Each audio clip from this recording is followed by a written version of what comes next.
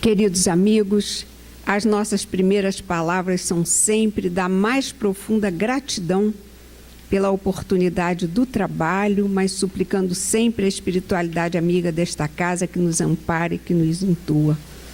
Enquanto vínhamos para cá, chegávamos, a gente, à medida...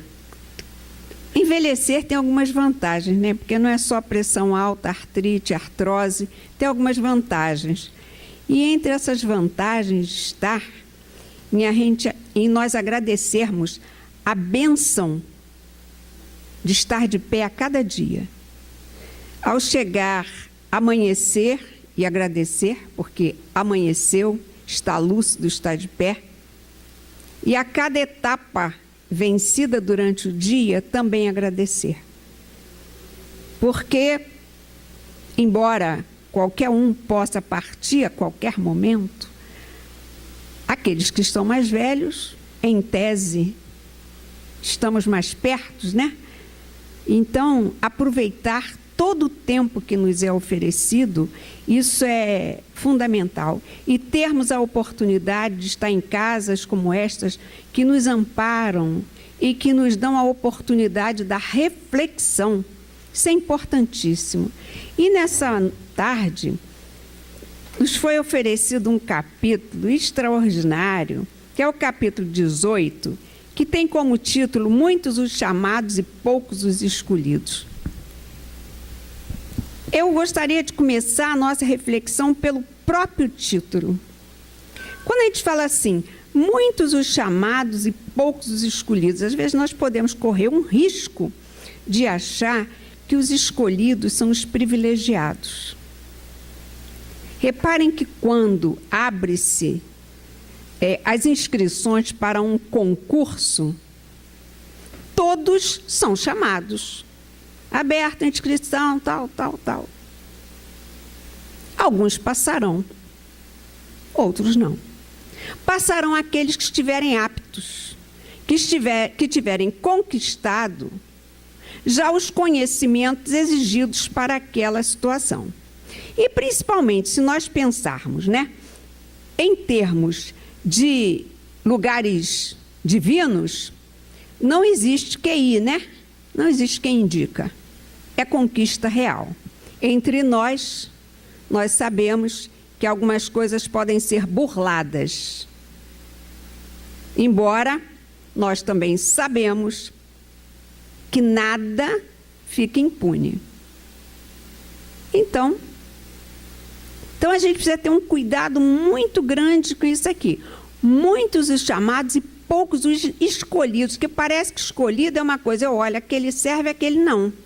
E não é bem assim. Na segunda-feira, nós estávamos lá no presídio e chegaram 3 companheiras novas para o estudo. E quando chegam, a primeira coisa que eu pergunto é o seguinte: vocês já participaram de algum estudo de grupo espírita? Sim ou não? Quase sempre já participaram vindo de Bangu. E se não participaram, eu faço 2 perguntas. Vocês acreditam, e eu uso essa palavra mesmo, morre, porque é uma palavra comum, né? Vocês acreditam que quando nós morremos, tudo acaba? Você acredita que nós voltamos, que nós reencarnamos? Porque isso são 2 pontos fundamentais para que alguém comece a entender a doutrina espírita. E dessa vez, para minha surpresa, 2 acreditavam e uma não. E de uma forma assim, bem incisiva. E eu aí perguntei a ela, mas você acha que acontece o quê? A gente morre e aí nós vamos ficar esperando por Deus que ele vai voltar. Eu disse, mas ele não vai voltar porque ele nunca saiu daqui. Ele está aqui. Aí, e ele, então, vai recolher os escolhidos. Olha a história dos escolhidos. Aí eu disse, vai recolher os escolhidos. Então, quantos filhos você tem? Tenho 3. Se alguém chegasse para você e dissesse assim, desses 3, tire um para ser torturado. Qual você tiraria? Não, não tiraria nenhum. Pois é, nós que somos imperfeitos, não escolheríamos um filho para sofrer, porque Deus vai escolher. Então veja como isso aqui é um pouco perigoso. Nós temos que, quando nós lemos, nós precisamos ler as entrelinhas, né? Para que a gente não caia em algumas armadilhas. E olha só, esse capítulo, ele tem, olha a riqueza desse capítulo. Parábola do festim das bodas, porta estreita, nem todos que dizem Senhor, Senhor entrarão no reino dos céus. Muitos pedirá aquele que muito recebeu, dar-se-á aquele que tem, pelas suas obras é que se reconhece um cristão. E me foi solicitado fazer, né, um resumo desse capítulo, o que para mim é dificílimo, porque cada uma dessas passagens, desses itens, eles são de uma tal riqueza. Então eu fiz o seguinte, eu procurei enxugar o mais possível cada um, para que nós pudéssemos falar um pouquinho deles. Esse festim das bodas, olha só, falando-lhe ainda por parábolas, disse Jesus, o reino dos céus se assemelha a um rei que, querendo festejar as bodas do seu filho, despachou os servos a chamar todos os que tinham sido convidados. Esses, porém, recusaram ir. O rei despachou outros servos com ordem de dizer de sua parte aos convidados, preparei o meu jantar, mandei matar os meus bois e todos os meus cevados, tudo está pronto, vinde às bodas. Eles, porém, sem se incomodarem com isso, lá se foram, um para a sua casa de campo, outro para o negócio, outros pegaram os servos e mataram. Sabendo disso, o rei se tomou de cólera e mandando contra ele seus exércitos, exterminou os assassinos e lhe queimou a cidade. Isso é uma coisa assim bem terrível, né? Bem dramático. Você convida para uma festa e você, só porque você não quer ir, você vai ser queimado. Primeiro nós precisamos pensar, né? Quem são esses convidados, né? E quem é este que convida? Nós vemos Jesus, o grande noivo, que está a nos convidar para este casamento. Casamento, um casamento crístico, um casamento de ideias, um casamento de sentimentos. Casamento é algo que envolve compreensão, participação. E ele diz, olha só, ele convida, né, para as bodas do seu filho. E diz que mandou, eles não quiseram. Depois ele manda de novo anunciar que ele preparou tudo de melhor. E veja, nós recebemos tudo o de melhor. Todo o convite que Jesus nos trouxe foi um grande convite para participarmos de um banquete que iria saciar a nossa fome espiritual. Essa é a grande questão. Então, mas olha que nós, quantos de nós, gente, aqui mesmo entre nós que aqui estamos, vamos pensar só nos encarnados mesmo, né? Será que é a primeira vez que nós fomos chamados? Vamos falar da doutrina espírita. Não estou nem falando porque a maioria de nós viemos de algum outro segmento e tal. Quantos de nós fomos chamados e quanto tempo demoramos a aceitar? E quantos de nós que aqui estamos temos sido chamados a assumir alguns lugares, responsabilidades e ainda estamos protelando? Temos a nossa casa de campo. A casa de campo vai significar aí o nosso descanso, a vontade, né? Deixar para depois. Nós sempre estamos deixando. Hoje, porque os filhos são pequenos, aí a gente não pode. Amanhã os filhos cresceram, tem os netos. Hoje, porque a gente estuda. Nós não precisamos ter um trabalho de tempo integral. Nós podemos trabalhar em qualquer lugar. A gente trabalha sentado lá no ônibus, alguém que chega e conversa, na academia, no local de trabalho, na família. Então, ele está disponível a este grande banquete, a estar ali para atender, para ajudar. Isso, gente, nós todos podemos fazer, né? Eu não sei se eu já contei aqui a vocês, eu um dia estava na academia e uma companheira... Não, começou a aula, olha que coisa absurda. Era uma aula de alongamento onde a professora resolveu fazer aula em dupla. E eu tenho muita dificuldade nessa coisa, pega, toca. Eu disse, eu não vou ficar nessa aula. E me retirei. Já saí, assim, questionando a minha posição. Afinal de contas, eu sou uma professora. Como é que eu desrespeito a aula que aquela professora escolheu para aquele dia? Só que no que eu saio, uma companheira vira para mim e diz assim, Leda, eu precisava falar com você. Você poderia levar o nome da minha neta para o seu centro?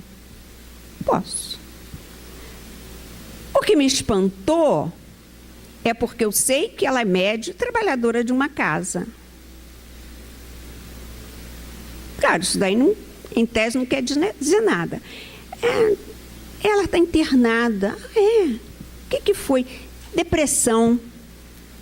Uma jovem, 18 anos, internada. Internada com depressão. E esse é um campo que eu tenho algum conhecimento em função de problemas familiares. Ela tomou muito remédio. Ou seja, a menina tinha tentado suicídio. E aí, qual era a outra questão? Eu tinha acabado de ler um livro sobre suicídio do Trigueiro. Eu disse, amanhã eu te trago um livro para te trazer alguns esclarecimentos. Então, vocês vejam como é que a espiritualidade trabalha. Eu me retirei da aula para dizer alguma coisa a alguém.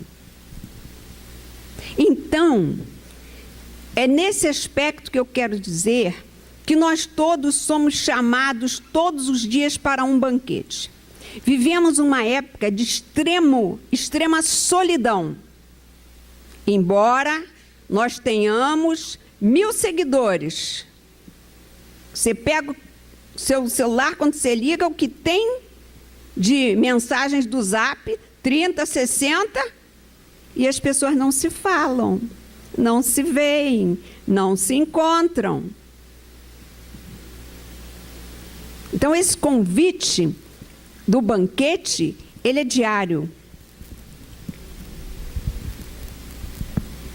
Vamos passar aqui para um outro que é importantíssimo. Gente, eu estou dizendo a vocês que eu estou trazendo isso realmente de uma forma muito, muito, muito sucinta, porque isso daria uma palestra a cada um, que é a porta estreita. Entrai pela porta estreita, porque larga é a porta da perdição, e espaçoso o caminho que ela conduz, e muitos são os que por ela entram. Quão pequena é a porta da vida, quão apertado o caminho que ela conduz, e quão poucos a encontram. A mensagem que a companheira leu aqui no início, ela vem um pouco a falar disso. Que a mensagem lá dizia o seguinte: quando você toma determinados caminhos na sua vida, vem a solidão. Aquela casa que vivia cheia de amigos não fica mais. Os amigos que te convidavam para várias festas não te convida mais. Então você começa a estreitar e você vai ter que aprender a conviver com você mesmo. Muitos de nós estamos vendo isso voltando à internet. Nós temos uma multidão de seguidores e amigos, mas quem é que te acompanha lá no dia de buscar aquele exame cujo coração está apertadinho? São os 300 seguidores? Ou você vai sozinha? Quem te acompanha realmente no momento da dor? A dor é individual, é de cada um. Então, a solidão, ele é uma oportunidade que temos de introspecção, de rever valores. E quando nós estamos caminhando, né, nesta porta larga, a porta larga é a porta das facilidades que nós vemos, gente, nas coisas mais simples. Quer ver uma coisa? Desce aí na Dias da Cruz, as barracas de pão, de queijos, de todo tipo de coisa que nós sabemos que é carga roubada. Mas nós compramos. Olha a porta larga. Nós somos coniventes com aquilo que está aí. 3 por 10. Lá no mercado o pão está custando 6. Como nós gostamos de ser espertos. Então, ontem um rapaz, ali perto do Açaí, entrou na contramão na rua de moto, subiu a calçada, eu fui atrás dele. Quando eu ia, eu pensava tudo que as minhas filhas falam. Você é maluca, você é doida, olha o que você vai aprontar. Mas nós precisamos nos posicionarmos. Meu filho, você já pensou que sua mãe poderia estar atravessando a rua? Você entrou na contramão. Eu sei, mas eu olhei. Eu disse, mas eu não olhei. Você poderia ter me atropelado, mas eu estava vendo a senhora. E quando não der para ver? Ah, não. Todo mundo faz errado. Eu digo, todo mundo faz errado, mas você tem uma consciência, tanto que você disse que está errado, né? Se você tem uma consciência, sabe por quê? Porque você tem Deus dentro de você. Toda vez que você tiver uma vontadezinha de fazer alguma coisa errada, você pensa se realmente vale a pena. Pergunta para a sua consciência. Foi embora. A gente joga, gente. Nós nos omitimos muito. Não quero correr risco, não quero bancar ridícula. Mas ele abaixou a cabeça. E eu disse, meu filho, vai com Deus. A gente não pode estar aceitando tudo absolutamente passivo. Eu não estou falando para a gente sair brigando, não. Mas nós precisamos ter um trabalho de consciência. E é isso, nós estamos, está tudo aí, tudo é permitido. E nós achamos, porque alguém roubou milhões, que problema tem eu roubar R$5? Nenhum. É tudo igual, gente. O fato é o mesmo. Então nós precisamos tomar uma consciência e ver qual é a nossa escolha. Escolher a porta estreita é para os fortes. Porque o mundo nos convida. Nós somos o tempo inteiro convidados a infringir a lei. Isso é... Nosso trânsito é algo assustador. Existe um livro, gente, extraordinário. Vamos lembrar o nome dele.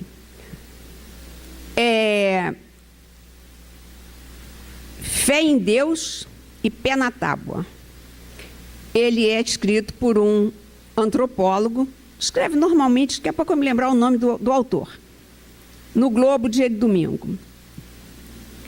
E ele, então, ele mostra a nossa postura diante do trânsito, que a nossa questão não é aprender simplesmente os sinais, as placas. Precisa existir uma educação de ordem moral. Na nossa sociedade, o carro, ele tem um peso social. Quando a realeza, né, imperador, vivia aqui no Brasil, Dom João, aquela historiada toda, quando ele ia passar com a sua carruagem, todos os cidadãos paravam e se curvavam. Então, isto era sinal de poder. E isso ficou entranhado no nosso inconsciente, na nossa questão social.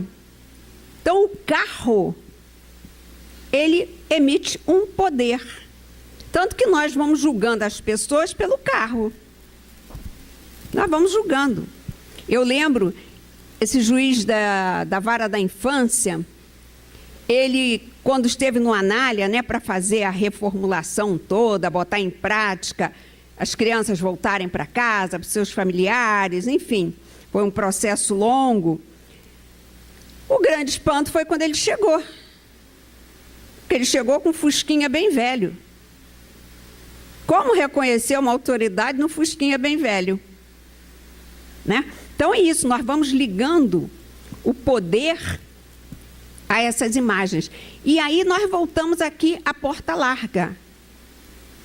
Você mora mal, mora na casa, não comprou uma casa, mas você tem um bom carro. Como nós vemos hoje nas nossas comunidades simples, eu trabalho com gestantes, com mães, ela não tem nada, ela sai catando enxoval em todos os lugares. Mas você pode ter certeza que o celular dela é melhor do que o seu. Ele compra o celular roubado. Olha a porta larga, que o celular te mostra um poder. Eu sei, eu acompanho, eu aí tenho os meus seguidores, e aí eu acredito que eu pertenço a alguma coisa. Só que nós estamos nos esquecendo sempre de que o grande pertencimento não é do mundo. O que Jesus nos disse?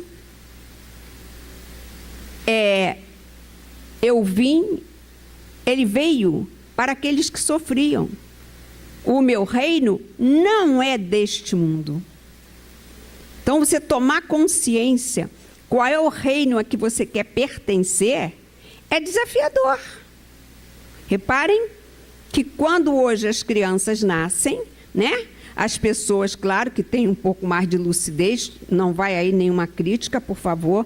Ele está preocupado em quê? Na melhor escola, nas melhores... Para que ele chegue amanhã ter um bom emprego. E as questões morais a gente não está se preocupando. Nós estamos vendo companheiros de uma classe melhor botando seus filhos nas escolinhas de futebol do Barcelona, onde custa por mês uma mensalidade de R$300, num sonho que descubra-se um novo Neymar. E nós vivamos felizes e cheios de dinheiro para sempre. É para a gente pensar. É muito sério. Antes, não é? Ia ser um jogador de futebol as pessoas mais simples e mais pobres. Hoje são aqueles que podem pagar as escolinhas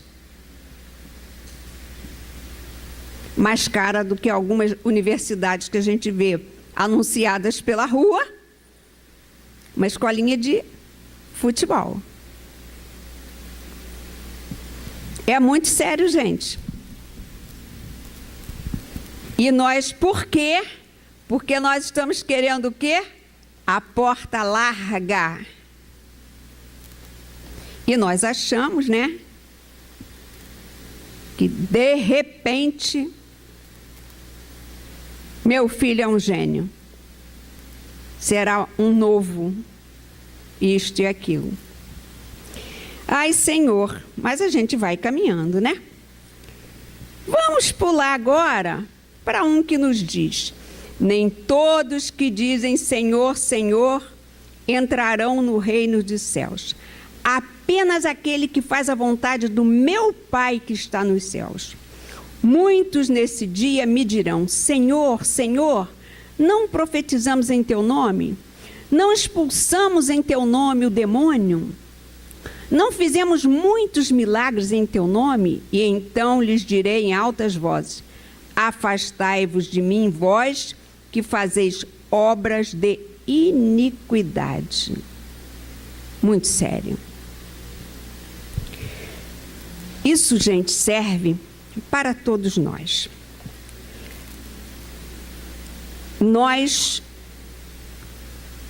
católicos, acreditamos, né, que se formos à missa todo domingo, fizermos a comunhão, nos confessarmos, estaremos, no mínimo, com o purgatório resolvido, né? Nós, evangélicos, acreditamos, né, se aceitarmos o Senhor, o problema está todo resolvido. E alguns de nós espíritas estão acreditando também que, como ele vai, assiste palestra, toma passe, bebe água fluidificada e colabora com as campanhas das casas, também irão, no mínimo, para nosso lar. Todos enganados. Todos. Porque a questão é um convite à transformação. E ela, gente, independe da sua questão religiosa.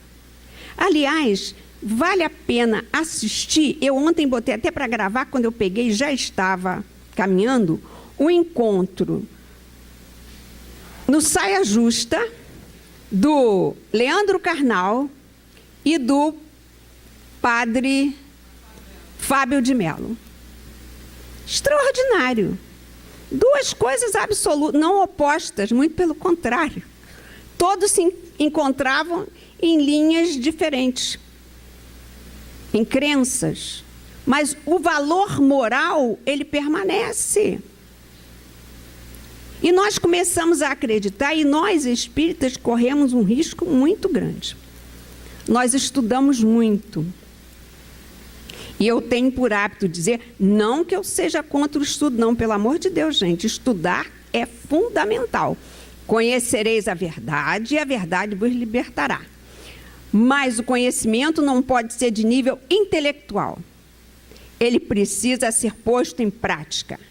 Qualquer um pouquinho alfabetizado, vai estudar sobre perispírito, sabe na ponta da língua, mas caramba, ele não dá boa tarde ao porteiro do prédio. Não perdoa. Difícil é perdoar. Aí é que são elas. Difícil é fazer ao outro aquilo que gostaria que lhe fizesse. Este é o grande desafio. A doutrina espírita, gente, é um caminho para quem tem coragem de se olhar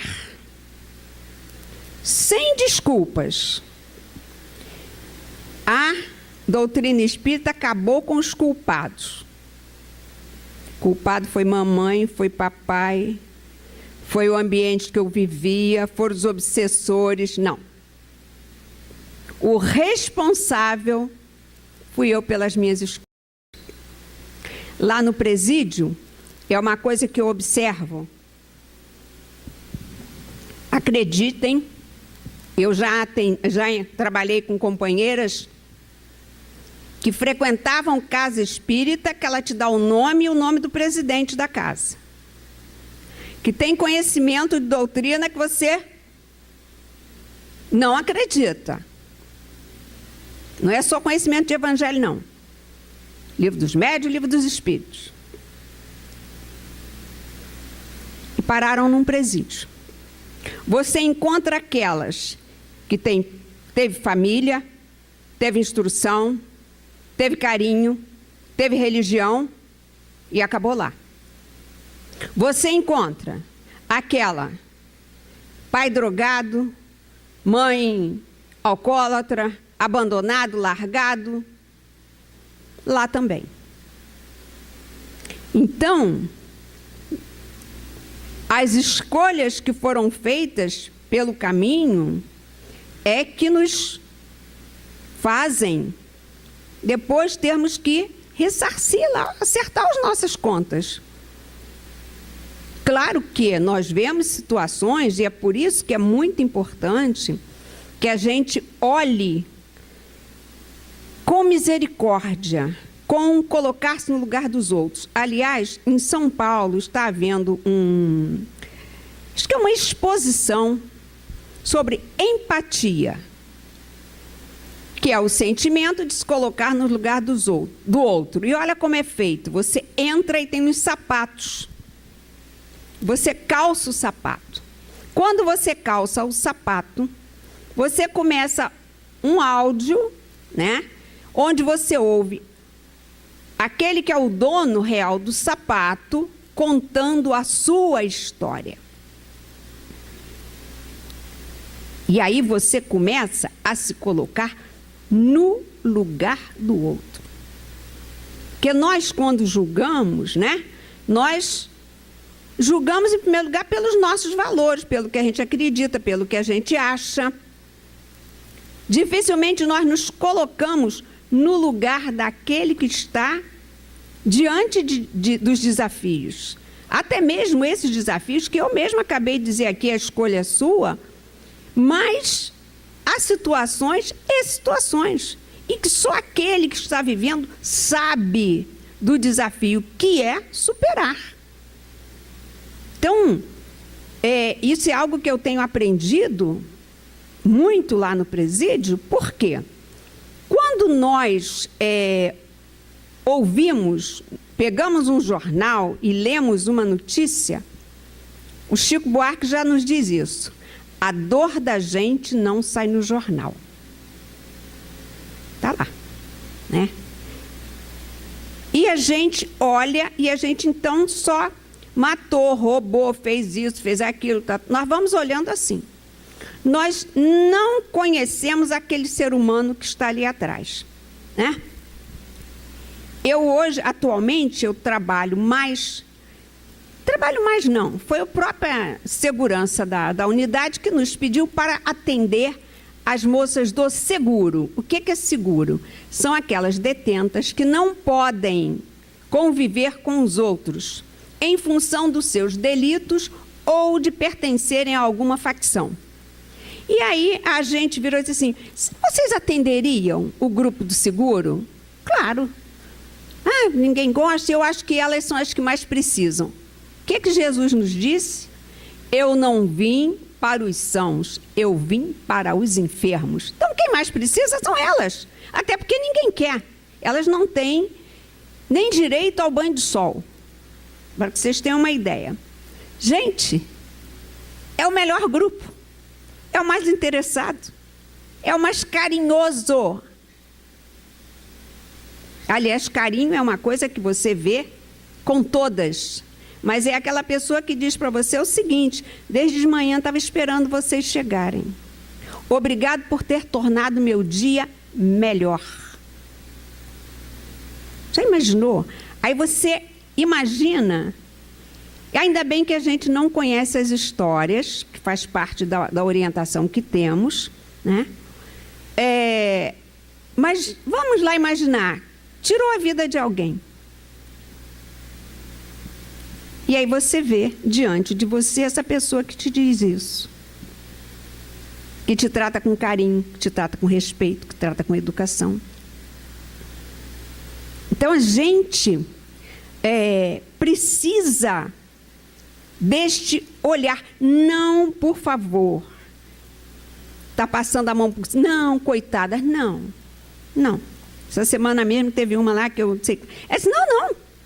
Eu não estou aqui injustamente, não. Eu errei mesmo. Fiz mesmo. Tenho que pagar.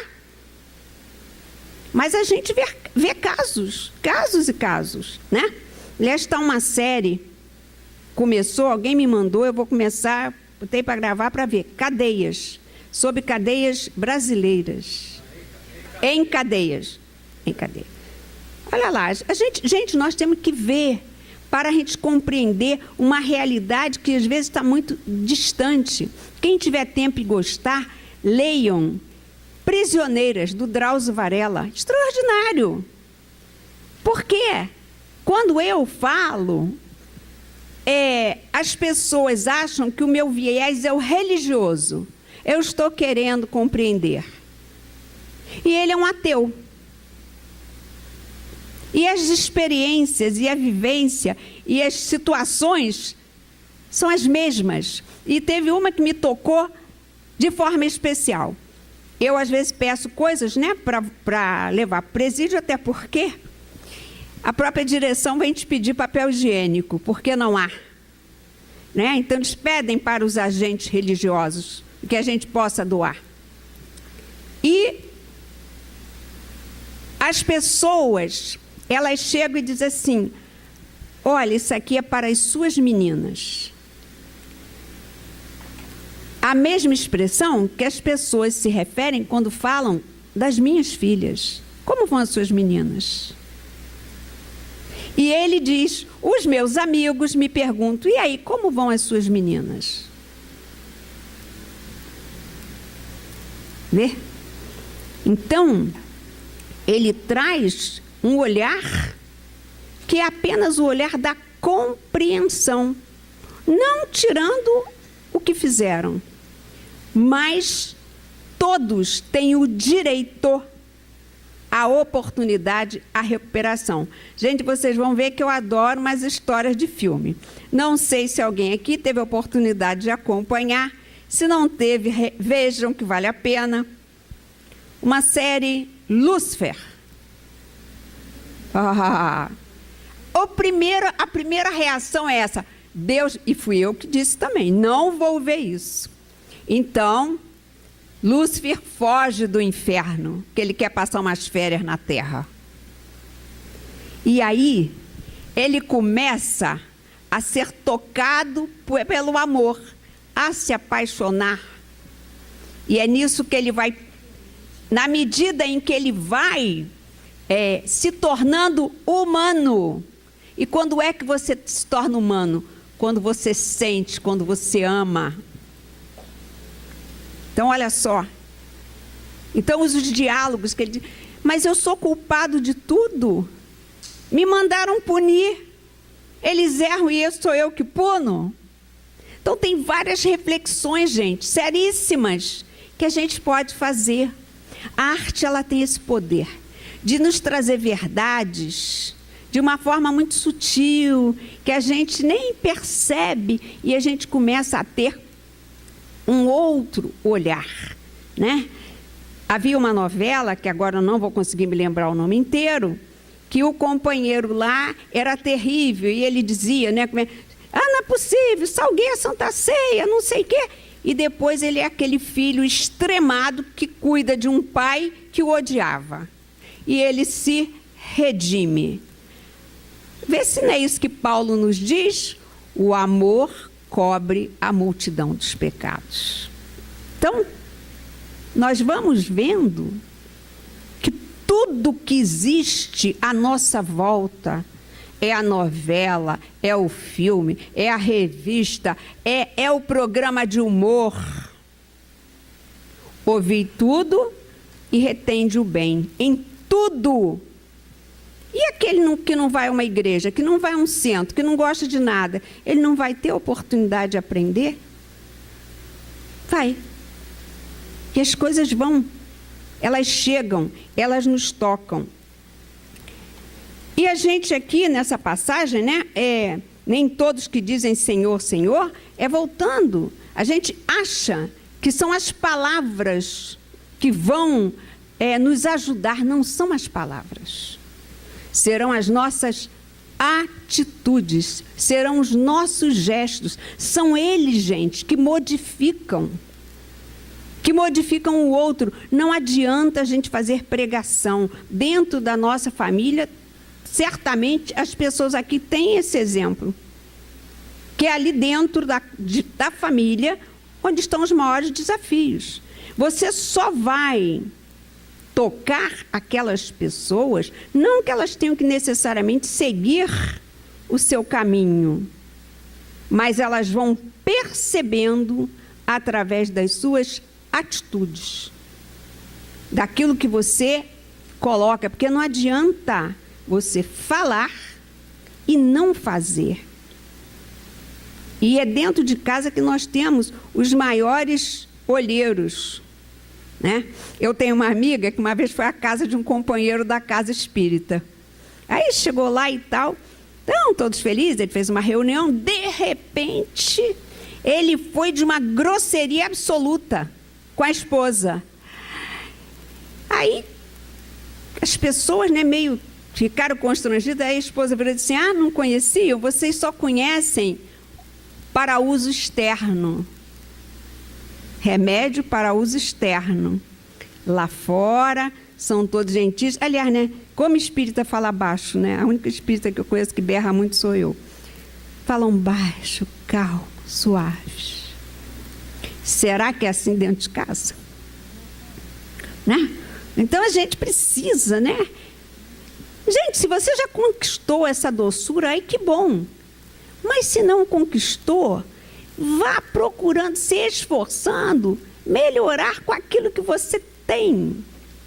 Nenhum de nós fica pronto da noite para o dia. Gente, não se faz vestibular nem Enem para santo.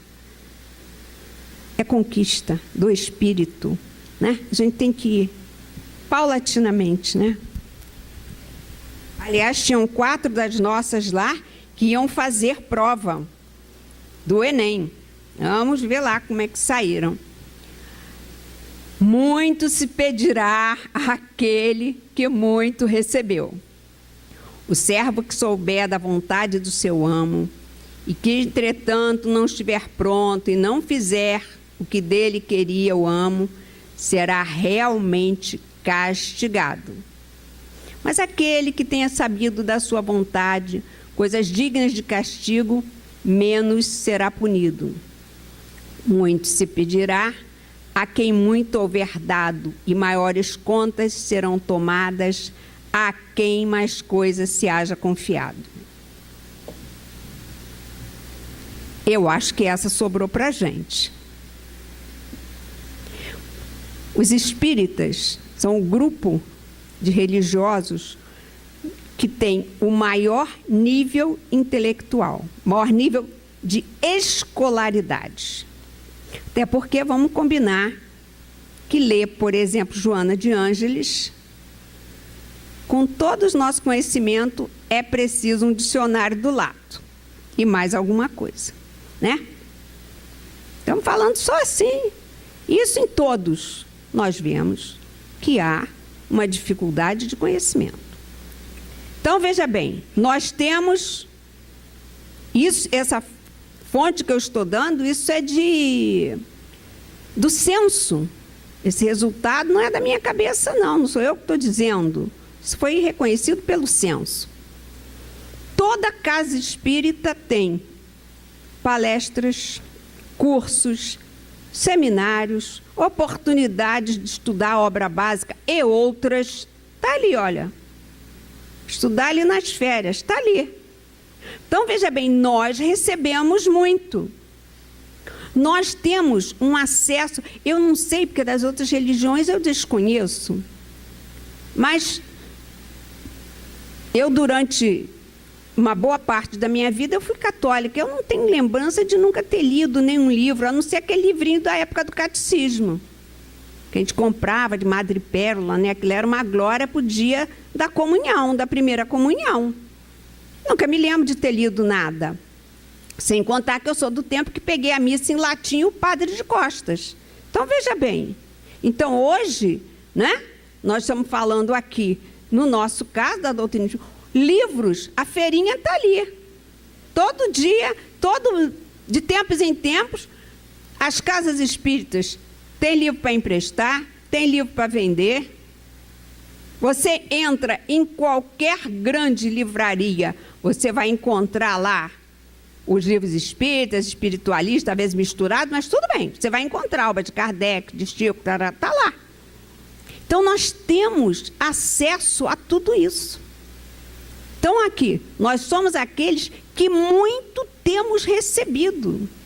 E vai ser cobrado. Eu não posso cobrar de quem não conhece.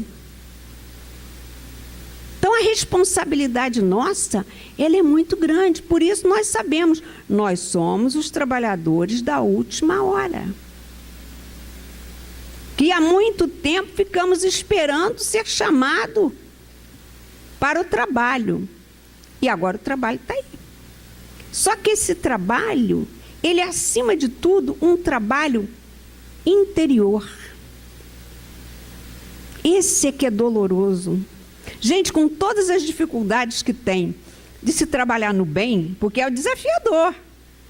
Ser voluntário é desafiador. Por quê? Pelas nossas dificuldades. Quando nós chegamos para um trabalho voluntário, nós achamos que nós somos o máximo. Então, nós não queremos nos adequar ao que tem. Eu venho aqui, olha, eu queria ser voluntário. Mas eu queria... pode ser sábado, assim, lá para as 19 horas. Nós chegamos e não nos colocamos à disposição. E o voluntário, ele se esquece de uma coisa. A única diferença do trabalho voluntário é que ele não tem salário. Mas ele tem que ter comprometimento e responsabilidade. E às vezes a gente acha que não é bem assim, né? Então, esse trabalho é importantíssimo que a gente faça, porque ele é um desafio para a nossa vaidade, trabalhar a convivência, a tolerância. Né? Quando você trabalha em grupo, eu trabalho num grupo com costurinha. Aí você tem... Agora, de 92, realmente não está mais em condições de ir. Mas até o início do ano ela ia. Tinha 92 anos. E a mais nova tinha 50.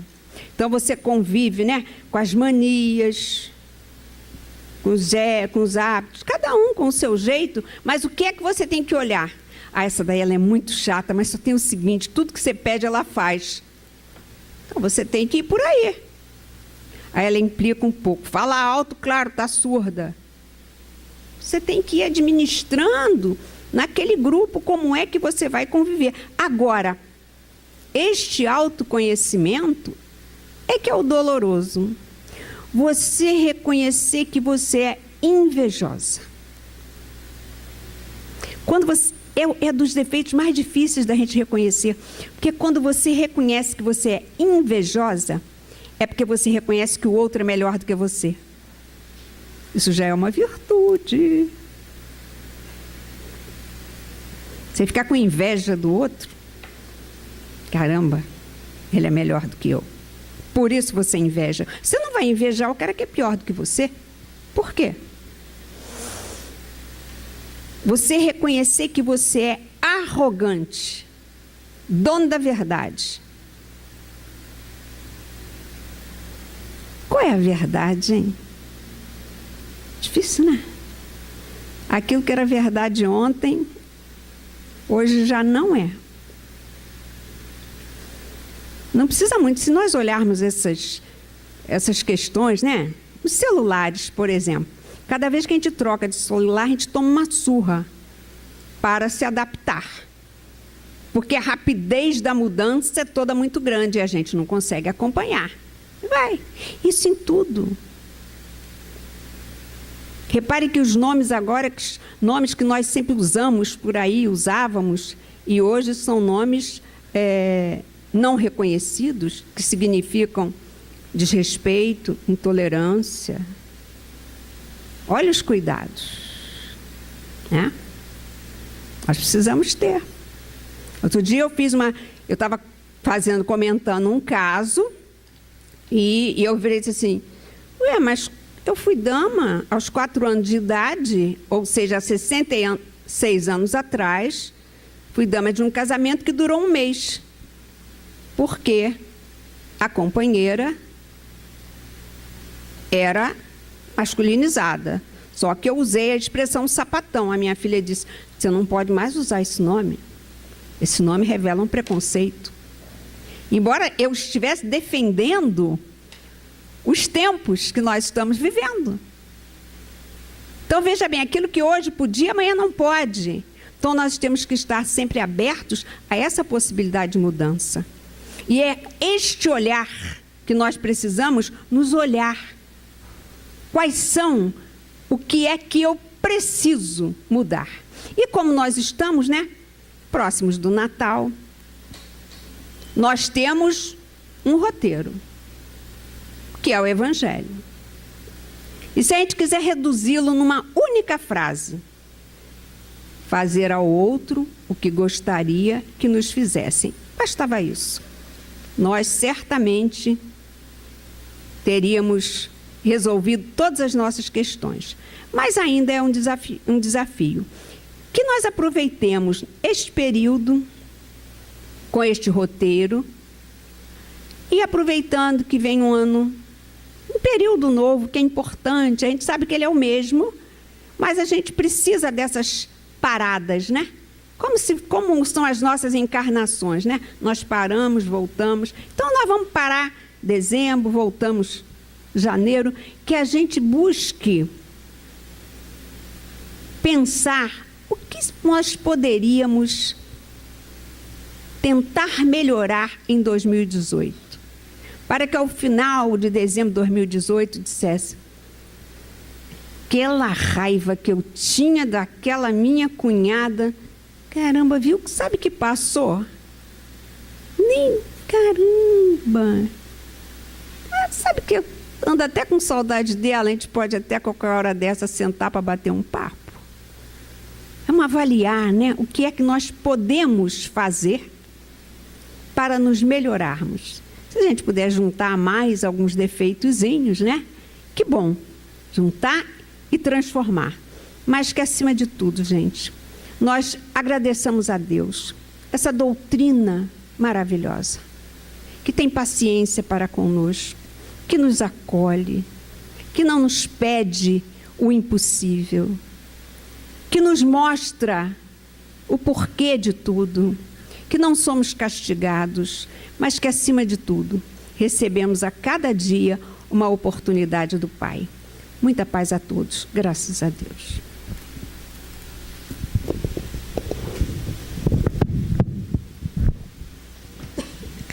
Agradecendo a Leda,